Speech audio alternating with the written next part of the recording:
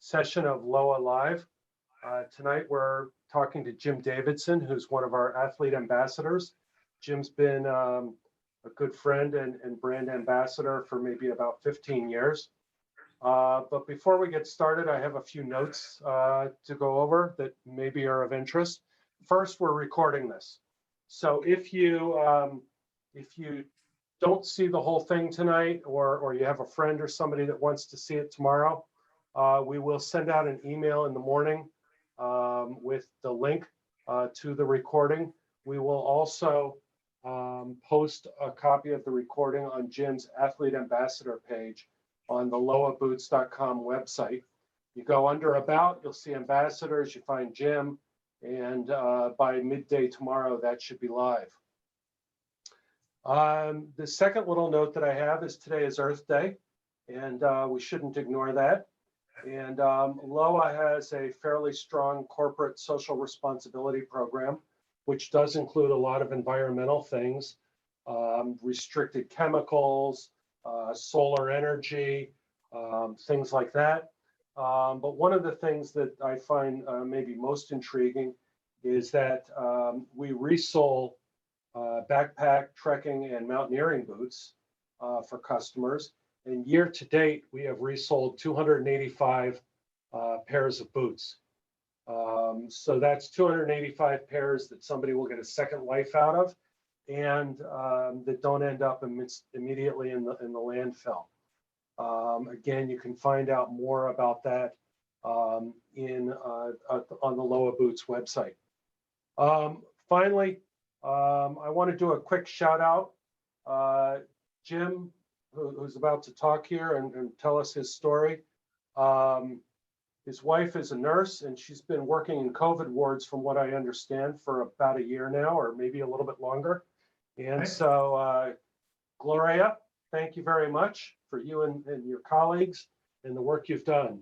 I'm sure that the sick and ill people in the Fort Collins area have very much appreciated your efforts. So thank you, because that's more important than maybe climbing and hiking and that kind of stuff, is keeping people healthy and safe. So this year, I spent my winter reading 3 books about Mount Everest. The first book was 9 Lives by Robert Anderson, who's also one of the LOWA ambassadors. And I was really taken aback. I think I know these guys pretty well after working with Robert and Jim and another athlete that I'll talk about in 1 second here. But I never knew it took him 9 tries till he finally summited Everest. So 9 Lives by Robert Anderson was the first book that I read on climbing Mount Everest. The second book was Natural Progression. And Natural Progression is a little bit different take, because this is by Mike Muralt. Mike and his brother Steve and a couple of their buddies, they're all CPAs in the Aspen area. But they like to climb these big 8,000 meter peaks and then ski down. So if you're an adventure skier and you like to have that kind of an experience, this would be the book for you, Natural Progression from Mike Muralt. And then the Next Everest, which is the latest book to come out. And this is Jim's book. And this was just published, Jim, on Tuesday? Correct. Yeah, so I was lucky enough to get an advanced copy and read it over a couple of weeks. But it's a beautifully done book. It's got a really nice picture of Everest and the surrounding areas. It's nice big type for old guys like myself to be able to read. And it's got, I think, about 30 pages of just beautiful color photos that either Jim or one of his colleagues would have taken of Jim on his climbs and everything. So the Next Everest is Jim's book, and this is kind of what we're here to talk about tonight. So Jim, as a little bit of an introduction, why don't you tell us a little bit about who you are and your family and your background a little bit to kind of set the stage. Sure. Thanks for the shout out to my wife in the medical community earlier. Appreciate that for sure. I'm originally from Massachusetts, Concord, Mass, and I just did little bits of hiking and winter camping near my house and really didn't know anything about mountain climbing until maybe I got to be about 20. started backpacking on the Appalachian Trail. And I saw those bigger mountains. I thought, man, maybe I'd like to try and climb those big peaks up in New Hampshire, 4,000, 5,000, 6,000 feet. Kind of freaked me out. But I started climbing in New England in 1982, both rock climbing and sort of general mountaineering. And then went west to Montana and then got really into mountaineering, both ice climbing and sort of winter stuff as well. And that's how I got going as a mountaineer. And I was hooked after that from 82 on forward. And over the years, I climbed rock and ice all over the United States. Eventually moved out to Colorado with my wife, Gloria, and done a bunch of stuff in the Rockies and Mount Rainier and whatnot. And then I wanted to go to the bigger peaks, and I started doing more expedition climbing after about 1998. And been on the kind of focus on the winter mountaineering and the expeditioning whenever possible ever since. And so altogether now, I've been a climber for about 39 years and been to a few places, and we'll talk about some of them probably as the evening unfolds. Okay, great. So another Everest book. Why? I bet there's 100 Everest books out there. That's probably a low estimate. Yeah. Yeah, there's a lot of Everest books out there. Two reasons, really. The first one was I was on Everest in April of 2015, and that's when a giant earthquake slammed it in Nepal and its neighboring countries. 7.8 magnitude, biggest earthquake to hit Nepal in 81 years. And I happened to be at Camp 1 at the time. So we were there and avalanches rained down upon us. It was a disaster for the Everest community and base camp, for the Nepali people in the mountains and all across Nepal. There were sadly 9,000 people killed across Nepal and neighboring countries. So I wanted to share that story. I'm a geologist too by training. I was a geologist for 20 some odd years. So I wanted to tell it from a geologist perspective. How and why did the quake happen and what happened on Everest with the quake and the avalanches that caused all the deaths on Everest. So that was the first part of it. But when I got to the second half, it was like, well, I wanted to tell my Everest story when I went back in 2017. But as you said, Peter, there's at least 100 Everest books out there. And I thought, man, I don't want to tell the same slow story of trekking up the valley and day by day and everything. So I went on a writer's retreat up to Banff, Canada. They have a mountaineering and wilderness writing program. It took me a couple times of trying to get into it, but I eventually got in. And I spent a lot of time there. I spent 3 weeks there sort of framing the book. And what I did at first was, what do I want this book not to be? How is it going to be different than the other ones? And that's the second half of the book. And what I really want to do in there is show what Everest is really like these days, what it's like as an experienced mountaineer, but not a professional guide. What's it like for an experienced mountaineer to train for Everest, get ready and go there, and also to answer some of the questions that I've received from people over the years. Is the mountain trash? Is it easy to climb Everest? And other questions like that. So those are the two big driving forces for writing the book. Okay, great. Hey, so let's kind of deviate a little bit because it is Earth Day. One of the things that you talk about a couple of times in the book is the mountain is littered. It's got human waste. It's got leftover tents that have been half buried in blizzards and snow. It's got air canisters from the oxygen tanks, and it's got human bodies on there. Yep. What is the environmental situation on Everest when you were there, both trips or one of the trips anyway? Yeah, like I said, I'm an environmental geologist, so this really does come close to me, and it's Earth Day, so let's talk about it. I first went to Nepal in 1992 with my wife Gloria. We went trekking, didn't really climb anything, but went trekking. And I've been to the Himalayas a total of 5 times now, 4 of them in the Khumbu Valley near Mount Everest. I've seen over that time that the environment over there has actually gotten generally better. And that's because if you think about it, looking back on our own history here in the United States and elsewhere, before say 1970, there really wasn't much environmental out there. People used to throw trash out their windows, just bury things made it to the landfill, but a lot of things just got left in the woods and thrown on the ground when people went camping. Along comes the 70s, environmental ethics kick in. It's gotten better now with Leave No Trace and training the new people in our outdoor adventures to not throw the trash on the ground, not dig ditches, not cut down trees. So we've all kind of trained ourselves to be better, not perfect, but better over the decades. Unfortunately, in previous decades, trash was thrown on the ground all over the world, including Everest. So there are a few ugly spots on the mountain. But when I came back in 2015 for my first attempt on Everest, people would say, I hear the mountain's covered with trash. I was like, that's not what I saw. And as an environmental geologist, I thought that was kind of odd. Excuse me. And I also heard the mountain's covered with human waste, literally covered in poo. And again, that's not what I saw. There are some troublesome spots, but that didn't make sense to me. So when I was doing a lot of presentations to raise money for Nepal's recovery back in 2015, I worked up a big spreadsheet and I've listed how many expeditions had gone to the mountain and made environmental cleanup, trash cleanup, part of their trip. And the answer back then was about 33 expeditions. Now it's about 37 expeditions have made cleanup part of their job. And they've brought down at least 170,000 pounds of trash. It's a good start, but not all of it. Similarly with the oxygen cylinders, they used to be all over the mountain into the 80s, but some really smart teams worked out a system in the early 90s to pay the Sherpas. Like, hey, you carry a heavy load up, why not bring some stuff down? So they got some funding from some big corporations, Nike among them, and they paid the Sherpas a bounty. Bring down empty oxygen bottles and we'll give you $6. The Sherpa said, sure, why not? So there's not very many oxygen bottles around the mountain anymore. Okay. I actually also calculated the human waste issue. I calculated how many people have spent how many days above base camp. I did a big spreadsheet of poop, how much poop is on the ground. And when I compared that to the area of the mountain, I determined that about 1/10,000th of the mountain might have poop on it or less. So it's still a problem. We still need to bring it down like we do with double blue bag systems on Rainier and clean mountain cans on Denali. We need to implement a better system because there is still some waste up there, but it's not anywhere near what you hear in the media and some of the pictures you see. Let me stop there. Okay, so that's our nod to Earth Day.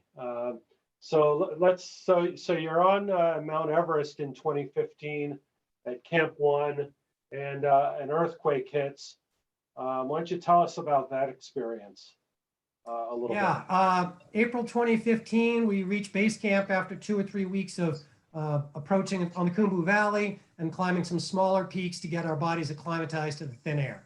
We do some 16,000 footers, 18,000 footer, and one 20,000 footer called LOWA Far East. So finally get into base camp. We take a little practice run into the ice fall just to kind of learn what it's gonna be like to go through this crazy jumbled 3D blocks of giant ice blocks, the size of buildings. And finally, we make our move to go from base camp up to Camp 1. So we're leaving base camp at 17,500 feet, going to Camp 1 at about just a little under 20,000 feet. And that was April 25th of 2015. We get to Camp 1. We basically climbed all night because we climbed during the coldest part of the night. So we're resting in camp, and at 11:56 a.m. local Nepal time, Nepal Standard Time, I hear a sound coming down. It's an avalanche. And on Everest, you hear avalanches almost every day somewhere. So it didn't bother us at first, but the avalanche kept getting louder and louder. And my tent mate Bart says, whoa, that's really loud. And then all of a sudden, another avalanche started on the other side of the valley, and it came ripping down 6,000 vertical feet. And I'm a geologist, and I've got a lot of avalanche training. I thought, 2 avalanches at the same time? How can that be? And all of a sudden, the tent we were in, camped on the glacier, went up into the air about 8 inches, hovered, and dropped back down. Holy smokes, what's happening? Went back up again and back down. And those were the first waves of the earthquake rippling through the glacier. And that's when I knew we were in a giant earthquake. That was our introduction. So, you didn't climb any higher on the mountain that day or on that section of the trip. How did you get down? Yeah, as soon as we realized there was an earthquake, mountaineering was no longer important. It was like, we got to try and help take care of each other, get through the avalanches came towards us and beat us up with the wind and ice particles, but nobody was hurt or killed in Camp 1. It was a miracle. Unfortunately, we got on the radio and found out in base camp, they had been hit by a different avalanche that included ice chunks and rocks, lots and lots of rocks. And sadly, that's where about 70 people were wounded. And even more sadly, 18 people were killed that first day. And a 19th person died of their injuries a little bit later. So we wanted to get down and try and help out the base camp community, but we were stuck because other avalanches had wiped out the fixed lines and the ladders that go across the crevasses horizontally. We were stuck for 2 days. Eventually, they used some helicopters in the area to move the wounded from base camp to a better medical outpost. And then the next day, they used those helicopters to pluck all of us off of Camp 2 and Camp 1 and get down. So we got to base camp about 48 hours after the incident. The climb was over for sure for everybody. We were just trying to help out base camp with recovering the bodies and getting them flown around the world back to their families and trying to help clean up a little bit in base camp and help the Nepali people whose homes had partially caved in, help them disassemble it. So mountaineering was over, just trying to help out where we could. We stuck around the Khumbu Valley for about 10, 12 days, and eventually made it back to Kathmandu. But it was a tragedy for Nepal. Across the country and the neighboring countries, there was almost 9,000 people killed in the quake. Yeah, that's very, very sad. I know LOWA globally helped rebuild a school following the quake, for instance, to do their little Excellent. part. Yep, thank you. So you came home, regrouped a little bit, and decided to go back. How did you sell that at the dinner table? Yeah. At a long, slow process, long lead sale, I guess. I was hesitant at first too. When I called my buddy Rodney Lay from base camp, and he said, "Do you think you'll go back?" And this was right after the quake, and I said, "No, I don't think there's even a 10% chance I'll ever come back here." But I came home and I started doing a bunch of fundraisers to help out Nepal, like LOWA and so many other companies did. So I was doing a lot of fundraisers, and I would tell people, "Hey, Nepal is a country with limited resources. They really need tourists, trekkers, backpackers, climbers to go over there and spend dollars. And let's not let them think they've been forgotten by the world. Let's go over and spend your dollars and spend your vacation time." So I said that in a bunch of fundraisers. I began to think, well, maybe I should be, walking my talk here. Maybe I should go back. And that kind of opened up the idea. As a geologist, I studied to see if it was seismically safer or not. And unfortunately, it's not seismically safer. There's going to be earthquakes. They have to be bigger because there's a lot of energy built up in the partially torn plates, what geologists call a seismic deficit that we have to meet. And I thought, oh man, there's going to be more earthquakes. But I also realized that the Earth doesn't work in an annual cycle like we do. So it's not likely it's going to have an earthquake while I was there a second time. So I was a little reluctant, but I came around to want to try. I don't think my wife and family loved it. They kind of cautioned me the obvious, which is I was lucky to get out last time. But they know that my passion for the mountains is really strong, and my passion for Nepal is strong. So they agreed, and I trained all over again. And at age 54, I went back to Nepal in 2017. Okay, so you're back for round two, Yep. and why don't you tell us about all the steps to get up towards the summit? Yeah, the biggest thing is to have a lot of experience before you go. I sometimes hear people say, "Oh, you don't even have to know how to climb anymore. It's for tourists, it's for hikers. You just go and Jumar or jug your way up the fixed lines behind the Sherpas. You don't even know how to climb."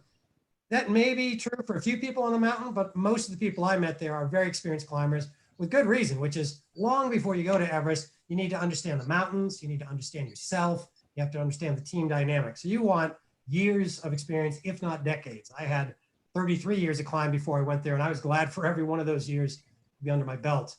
Because eventually you get back to base camp again, and it was scary being in there thinking about the earthquakes and avalanches last time. And what's interesting is if you get to base camp, you could be the strongest athlete in the world. You could be the best Olympic athlete there ever was. You won't be strong enough to go from base camp to the summit in one push. Nobody can do it. You have to get acclimatized. And that means a very slow and very painful process of going up the mountain in small pieces. You go partway to camp one and suffer from the low oxygen, go back to base camp and rest for a couple of days. Then you go up to camp one, and you suffer from the low oxygen. Then you move up to camp two and you suffer more. And then you go back to base camp. And that process of exposing yourself to the thin air makes your body grow more red blood cells. And that takes weeks. So we go up and down the mountain for about 5 or 6 weeks until we're ready to try for the summit. So you go up to camp 1 and 2 and back down, up to camp 1, 2, 3 and back down. And finally, if everything goes well and you haven't gotten sick, you haven't gotten altitude illness, sometime in early May, you're ready to go and try and make your summit push. So when did you know that you were going to actually summit? When did that realization happen after 33 years of thinking about this? And trying like Yeah. that? But since it was my second trip, now we're up to 35 years of thinking about 35, it. okay. Yeah, and by that point, when we got up to camp 4, the highest camp, that's at 26,000 feet or 8,000 meters, which puts you into the death zone. And above the death zone, there's not enough oxygen to sustain life, even if you are on supplemental oxygen, like I was, and like 97% of the people that summit are on supplemental oxygen. We can talk about that later. But the doubt was still there because there's just so many things that can go wrong. And the higher you go, the margin for addressing problems gets thinner and thinner. So by the time you get to camp 4, there's really not any more clothes in your pack because there's nothing else to wear. You're living in your down suit. And I was wearing my LOWA 8,000 meter boots, these right here. I lived in these for 7 days, 5 days up on the summit push and 2 down. So there's really nothing warmer to put on. So your pack gets a little lighter, but that means there's no margin for error. So on the summit night, we left our tents about 8 o'clock at night to climb during the coldest part of the night. Hopefully that reduces the chance of avalanches, it reduces the chance of ice cliffs caving off and snow bridges collapsing. Everything will be colder and hopefully frozen. We climb all through the night. I finally began to accept that we were going to make it. When we got to about halfway up at 27,500 feet at the balcony, I'm thinking, everything's going pretty good, but man, something could still go wrong. And when we cleared the south summit, not the true summit, but the south summit of Everest at 28,800, I looked along the ridge and I realized there's only like 300 vertical feet to go and about a quarter mile laterally. It's pretty scary looking because it's a huge set of cornices of overhanging snow. One side drops off 8,000 feet, one side drops off 11,000. But that's when I began to actually believe, oh my goodness, if I can just keep it together for another hour and a half, I'm actually going to get to summit Everest. And that's when it really started to hit me. And it was a little bit of a disbelief to absorb that probable outcome in another hour and a half.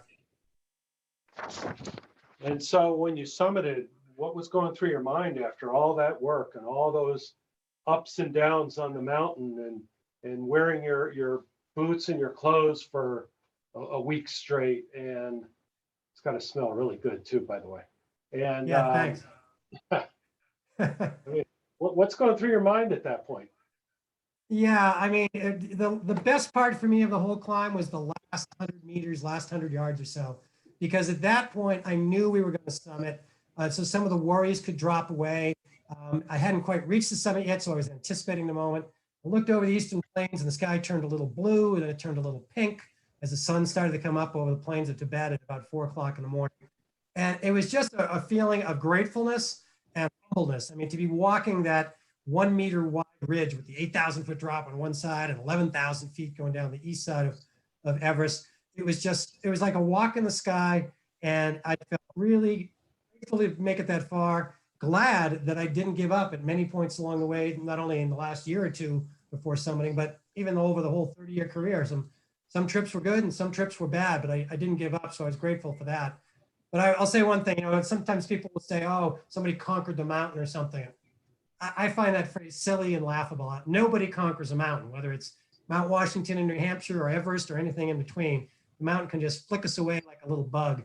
I was just grateful to be there and get a chance to summit. And I thought about people that had been lost along the way, people that died in the earthquake and climbing partners of mine that didn't make it. And I just felt a little bit that I was carrying the ball a little bit for some friends who didn't get that chance.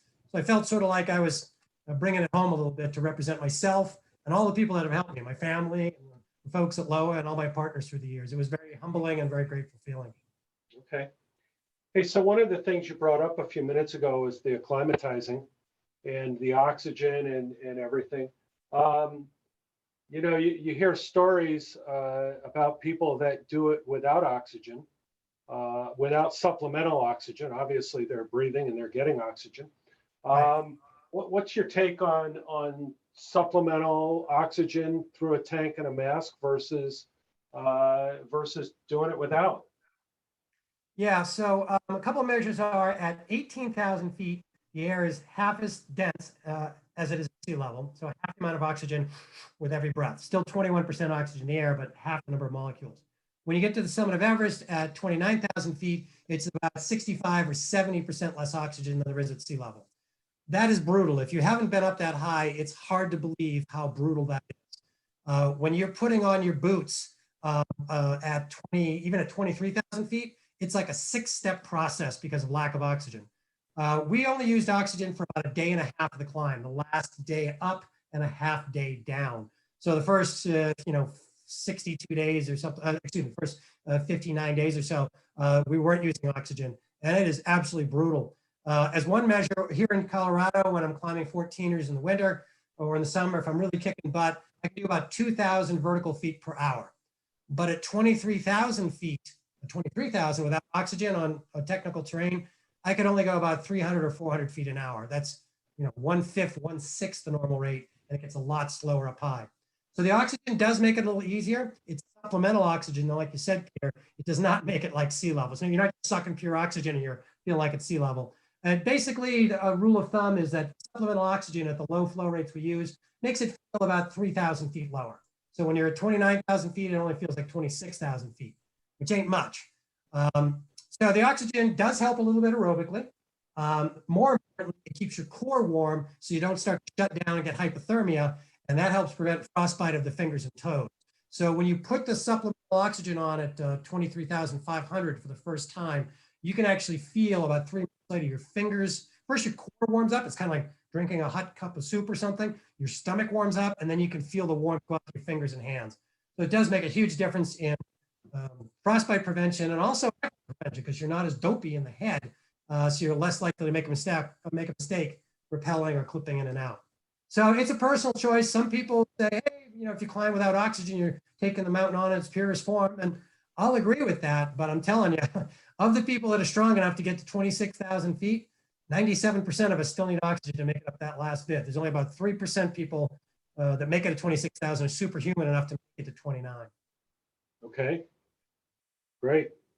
Hey, so one of the things that you also talk about repeatedly in the book is crossing crevasses on ladders. And I'm holding up a picture from the book of you crossing a crevasse on a metal ladder. And you talk a lot about ladders in the book, especially during your upbringing back in Massachusetts. You want to kind of tell us how you got acclimated to ladders? Yeah, it comes from my roots. I grew up in Concord, Mass, blue collar working family. And my dad and uncle owned an industrial painting company. So we painted some houses, but more like the big industrial buildings like church steeples, electrical tower poles, buildings where they assemble submarines, railroad cars, cranes, crazy big high industrial projects like that. So I started climbing ladders when I was 8 or 9 years old on some jobs with my family, my dad and my uncle. By the time I was 12, I was walking around on roofs all the time. Our painting company was, sort of hatched in the 60s. So we didn't do things in OSHA smart ways. We kind of ignored all those rules into the 70s before they even existed. So I was walking around roofs with no ropes, no harness when I was 10, 12 years old. When I got to be 14, my dad would send me up 50-foot ladders. And as I share in the book, The Next Everest, I share the story where we were painting a church steeple. And we actually had a triple extension ladder, an extension and a third extension section that goes up to about 74 feet. And I went up that when I was about 14 years old. And my dad and uncle were stabilizing this incredibly rickety and heavy ladder. So that taught me how to be in a high environment where I was scared, but to focus on staying safe and being focused on getting the job done. And I think those roots really went into my climbing, which was I liked working in a small team. I knew how to work at altitude or off the ground. And I knew how to trust my partners and be trustworthy. So if somebody said, your ladder's good, Jim, I had to trust them. Or if it was reversed and I was holding the ladder or putting my foot against it, what we call footing the ladder, there was no wandering away or talking to your friends or not paying attention. You're footing somebody's ladder. You pay 100% attention to protecting your partner. And I think that really informed my climbing over the decades and hopefully made me a better partner and safer for me and my partners. So yeah, ladder training was important for me then. And then I got to apply it on Everest. Bet you never believed that as a teenager, painting churches and houses was prep you for climbing the highest mountain, huh? Who knew? But you pull your experience and your skills from your background and bring them to bear. There you go. Hey, so something else that you talk about a lot in the book is PK, and he was your Sherpa, I believe, on both trips, if memory serves correct. Yep. You want to tell us about PK and the role of the Sherpa on the mountain? Yeah, thanks. PK Sherpa. Yeah, it is interesting. Thanks for asking. PK Sherpa is from the village of Port Say. That's about halfway between the economic center of Namche Bazaar that you may have heard of and Everest Base Camp itself. It's a beautiful little idyllic village in a little side valley just off the Khumbu, elevated up at about 12,000 feet, and a beautiful view of the Khumbu Valley and the Everest area. So PK comes from Port Say, and a lot of Sherpas come from the Khumbu area. And Sherpa actually has several different meanings. When we say to someone's name like PK Sherpa, the Sherpa is capitalized in English because that's his sort of family name. And that's also his ethnic group and one of the languages he speaks. So we would capitalize Sherpa there. But over the years, and somewhat from Everest books that were not as culturally astute maybe in decades past, the word Sherpa is sometimes used as to describe a job, which is high altitude guide or high altitude porter. And so in the book, I try to differentiate them by using the word Sherpa with a small s as someone's job, because there are people in the mountains from other ethnic groups Rai groups and other people nearby, that they are not Sherpa ethnically. They don't speak Sherpa, but they have the job of a Sherpa with a small s, kind of like a porter or a guide, depending on their skill level. So a couple different uses there, and I try to differentiate that in my book, The Next Everest. PK and I got along pretty good. He spoke pretty good English. I speak a little bit of Nepali from having been there 4 prior trips. So he would speak to me mostly in English, and I would try and speak to him in Sherpa, excuse me, in Nepali when I could, to try and improve our language skills. And we'd kind of coach each other along a little bit. And we got along great on the 2015 trip, so I asked for him on the 2017 trip. The only thing that didn't work out well was he was half my age, which means he's a lot stronger than me. And he comes from a Sherpa ethnic background, so he's extremely well acclimatized to altitude. So he could go a lot faster than me. So he had to have patience, and I had to struggle to keep up. But I'd been a climber for a long time, and actually my ladder experience helped me be a little bit more efficient in the Khumbu icefall going up and down the ladders. So we were able to glue it together and be able to summit successfully without anybody getting hurt. So that's the main thing. Okay, great. So, I think when most people think about the outdoors in general, taking a hike or climbing or mountaineering, they think of it as a kind of an individual activity or sport. But it really kind of occurred to me as I read the book, really very much a team sport, team activity. You're not going to make it by yourself, or very few are going to make it by themselves. Right. They'd have to be like that 3% superhuman group that you just spoke about right. with the oxygen levels. Thoughts on climbing as a team activity versus an individual activity? Yeah, I agree with your assessment. There are a few people that can solo and do solo smaller mountains, and some very technical mountains, even though they may be shorter than Everest, they're harder technically. And those people are the superhuman climbers around, and I salute them. It's a big risk management decision to climb solo. When you start getting on more popular peaks like Denali or Rainier or Everest, peaks like that, the question of what does solo mean gets a little fuzzier. And I don't want to get into all the argumentative ethics, but the question is if you're on Denali and you're following in steps that other people have kicked and putting your tent on platforms that other people have chopped, are you really solo? Mostly, I'd say, but you are benefiting a little bit from the presence of others. And that would be more true on Everest if you're using the community fixed lines and things like that. You're benefiting from the infrastructure the community set up. So solo gets a little fuzzy on the big peaks.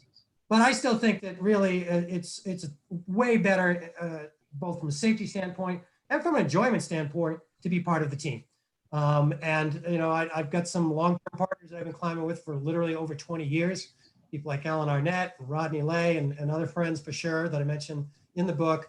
And I like it much more as a team sport. It's safer if you get altitude sick. Sometimes you don't know you're getting altitude sick and your brain starts to check out. You need those partners. And my partners have absolutely taken care of me, and I've absolutely taken care of them. And there's a lot of confidence, and that allows you to kind of take a little bit more risk and try a little harder. You're basically supporting your partners, and we're bumping each other up to try and raise each other up so we can reach our mutual mountaineering dreams. And there's a lot of value in that, a lot of value. Yeah, I was just going to ask about your at-home climbing partners, if you will, as opposed to on Everest. You just mentioned their names, Rodney Lay and Alan Arnett. And I just read an article in climbing.com, I guess it was today, by Alan on the expense of climbing Mount Everest and some of the other big peaks. And he really detailed it out. So if anybody's watching this and is wondering about the expense, without asking, you how deep into your pocket you went, really good article, and he really lays out the travel expenses, the guide expenses, the Sherpa expenses, the gear expenses, and everything else. Really good. Yeah, let me echo that. Yeah, there might have been a summary on climbing.com, but also Alan has a huge website of knowledge about the Himalayas and a lot on Everest. And he's tracked the cost of it, I think, every year for about 10 years. So every year he'll do like a cost summary from about 2010 to present. And you can watch the numbers go up and change. And it is very interesting. It is an expensive thing for sure. Just the permit alone for one individual on Everest is $11,000. But Nepal needs that money. They're a country that needs resources. So yeah, you can check out all the detail on alanarnett.com, and the articles get echoed around on the web as well. Interesting stuff. Yeah, so one other thing you talked about a few minutes ago you're climbing at night. So, you know, that's on a mountain like that, I would think it's very difficult, even with a headlamp, to know what your next couple of steps are, especially with the danger of all these crevasses and everything. Right. Do you send like somebody that you don't like in the group up first, or? Oh, maybe you're right. Maybe that's why they always ask me to go first. I don't know. No, a couple things. Yeah, it is odd when people say, well, why would you climb at night? It's harder to see, it's more dangerous, and that's true. Couple things. On Everest, we've got the fixed lines in place that kind of leads a safety path, and you clip into it the whole time. That way we don't have to lead every single pitch on this giant mountain, 11,000 vertical feet. So the fixed lines make it a little bit safer to be in the dark. But the main reason we go in the dark is because it's colder. And like I mentioned, that hopefully reduces, on the whole mountain, will reduce avalanches and reduce the chances of a snow bridge collapsing and dropping somebody in a crevasse. But in the Khumbu icefall, down between about 18,000 feet and 20, it's really critical because the Khumbu icefall is where the Khumbu Glacier goes basically over a rock cliff, and it becomes a three-dimensional, jumbled, moving pile of blocks. And those ice blocks can fall over in an instant. There've been some tragic incidents in the past where giant ice blocks have fallen 1,000 vertical feet, and they were the size of a 10-story apartment building. Those things fall over. And the glacier is moving forward an average of 3 or 4 feet per day, which is incredibly fast from a glaciology standpoint. So all that means we climb during the night. So when we leave base camp, we tend to get up at midnight, 1 in the morning, start climbing at about 2 or 3 in the morning, and try and get through the Khumbu icefall in the darkness and emerge just about when the sun comes up. And the same is true on the summit push as well. I'd say probably between camps 1 and 2 and 2 and 3, we usually do that in the light. But on the way to camp 1 and anything above camp 4, most of that's done in the dark. And it does make it harder. You can't see as far, your headlamp helps. But in fact, up at that altitude with such huge down suits on, you can't see your harness, you can't see your crampons. You need your partners to check them. Right? Again, back to the partnership thing.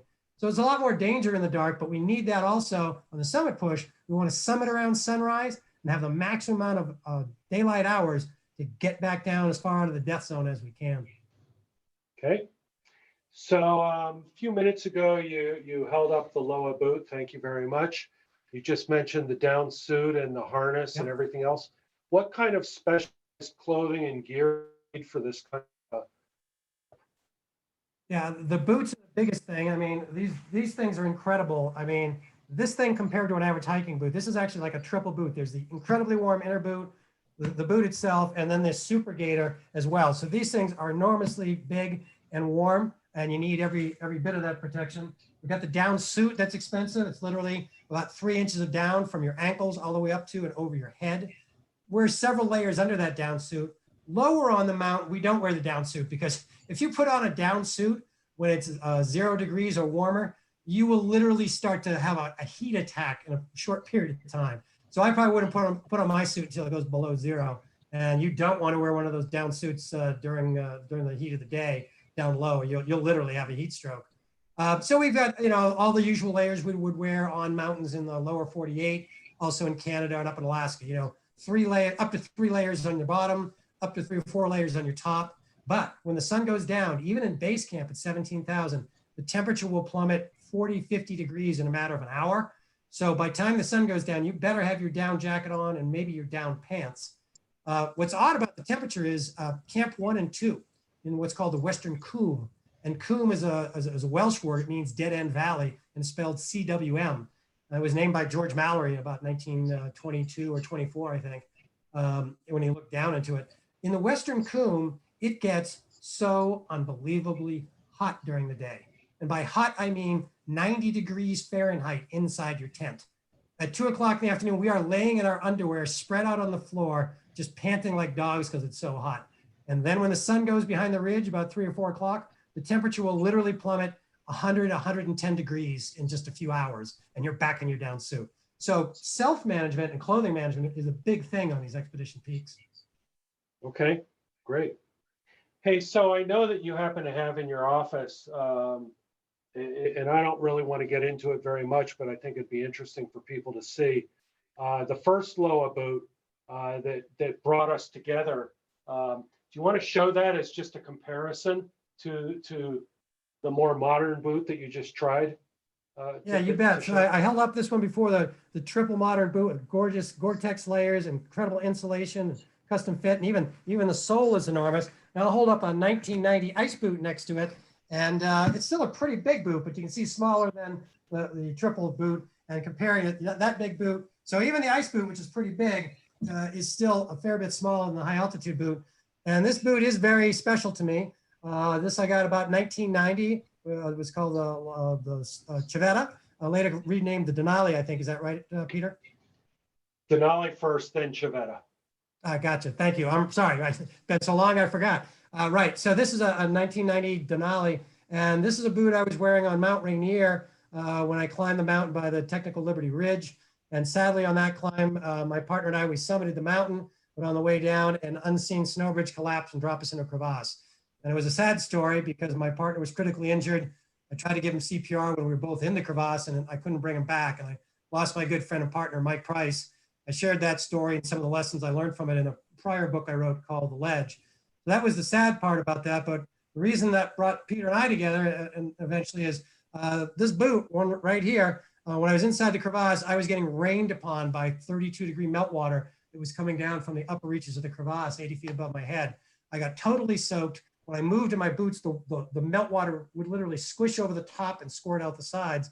And yet, in spite of that, I didn't get frostbite. And I was inside the crevasse for about 5 or 6 hours. So I always treasured these boots because they kept me warm in that brutal conditions. And I was around about 1997. I couldn't find I wanted a new inner boot because they were getting a little packed out. So I couldn't find one on the internet. So I wrote the LOWA Corporation in Connecticut and said, hey, do you have an inner liner that I can buy to replace my old ones? And by the way, thank you very much, because these incredible boots allowed me to keep functioning and kept my toes attached when I was inside a crevasse, fighting for my life and soaked to the bone in meltwater. And Peter wrote back and said, what happened? And so I told him more of the story. So this boot was very valuable and sacred to me because it helped me get out of that crevasse, and it also brought us together. And we've been working together in various ways ever since. And I will say that if anybody still has a pair of these original plastic boots, please stop climbing in them, because the plastic does deteriorate after 30 or 40 years, and it becomes very brittle, and it could fall apart at exactly the wrong time. But they do make it great planters, great lamps. We've seen other good uses for those kinds of boots. You know, Jim, I think, you know, we're just at about 45 minutes right now. Back to your book a second. Where can somebody buy a copy of your book, The Next Everest? Thanks. Like I said earlier, it came out just this week. It's out in a hardcover, an ebook, and an audiobook. You can get it all the normal places that you get your books, both locally, hopefully, and online. Saturday is Independent Bookstore Day. So I'm going to be doing a signing that day here in Fort Collins, but support your local independent bookstores. So you get it all those usual places. And I've got some of those coagulated on my website, Speaking of Adventure.com. You can go there. There's some more information about the book, some little samples from the audiobook, and